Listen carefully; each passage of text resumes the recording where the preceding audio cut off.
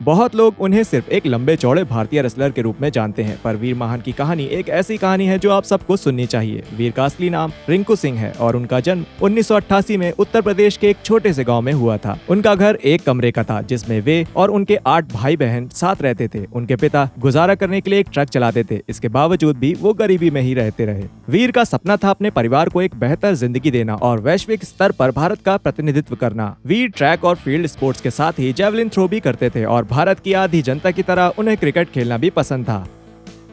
2008 में वीर को अपनी जिंदगी बदलने का मौका मिलने वाला था। भारत के फास्टेस्ट बेसबॉल पिचर को ढूंढने के लिए द $1 मिलियन आर्म नाम का एक कंपटीशन हुआ। वीर महान को बेसबॉल के बारे में कुछ नहीं पता था, लेकिन फिर भी उन्होंने इस कंपटीशन में हिस्सा लिया। उन्हें और उनके साथ वहां और लोगों को ये जल्द ही समझ आ गया कि वीर अपने जेवलिन थ्रो के इतने साल के अनुभव की वजह से ये भी अच्छे से कर पा रहे थे। 37,000 प्रतियोगियों में से वीर को जीत हासिल हुई और उन्हें $100,000 का इनाम भी मिला, जिसके बाद वो अपने गाँव के सबसे अमीर आदमी बन गए। इतना ही नहीं, वीर को यूनाइटेड स्टेट्स जाकर एक प्रोफेशनल बेसबॉल खिलाड़ी बनने का मौका भी मिला। ये एक बहुत ही मुश्किल फैसला था जिसमें उनके परिवार ने उनका बिल्कुल साथ नहीं दिया, लेकिन 18 साल के महान ने यूनाइटेड स्टेट्स जाने का निर्णय किया। उन्हें ना तो वहाँ की भाषा आती थी और ना ही वो स्पोर्ट्स जिसे वो खेलने जा रहे थे। यूएस आने से पहले तक वीर महान ने कभी एक वाटर फाउंटेन नहीं देखा था और ना ही वो उसे इस्तेमाल करना जानते थे। बेसबॉल सीखना भी उनके लिए बहुत कठिनाई भरा काम था। उन्हें लगता था कि बेसबॉल ग्लव उनके हाथ गर्म रखने के लिए है, तो वो बॉल अपने हाथ से ही कैच कर लेते थे। इतना सब होने के बाद भी वीर महान ने हार नहीं मानी और बेसबॉल खेलना सीखने के साथ साथ वो अंग्रेजी भी सीखने लगे। और मुझे लगता है आपको उनकी आवाज सुननी चाहिए। This is called Gumcha. Very, very traditional to represent your country. वीर महान की सारी मेहनत तब सफल हुई जब उनको द पिट्सबर्ग पायरेट्स ने साइन किया। वो किसी मेजर लीग बेसबॉल टीम के लिए खेलने वाले पहले भारतीय बने। उनके लिए चीजें अच्छी होती गईं और 2014 में डिज्नी ने वीर के ऊपर $1 मिलियन आर्म नाम की एक मूवी बनाई।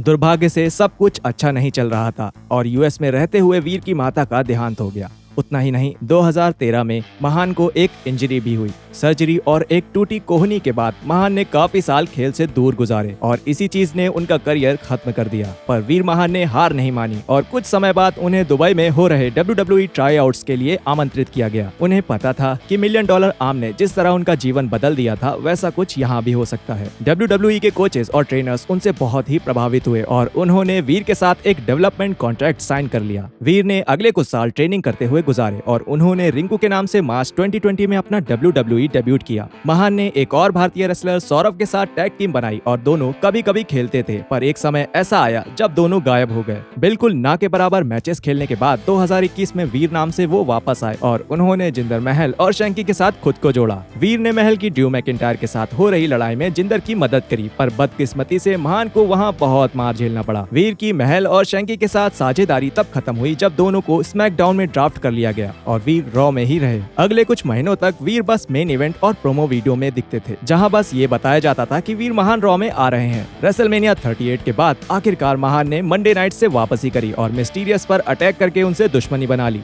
भले ही वीर महान के WWE करियर की शुरुआत थोड़ी गड़बड़ रही हो, पर अब ऐसा लग रहा है कि उनका समय आ चुका है। निकिता लायंस भी WWE की एक उभरती रेसलर है। उनका सच सुनने के लिए स्क्रीन पर आ रहे वीडियो को जरूर देखें।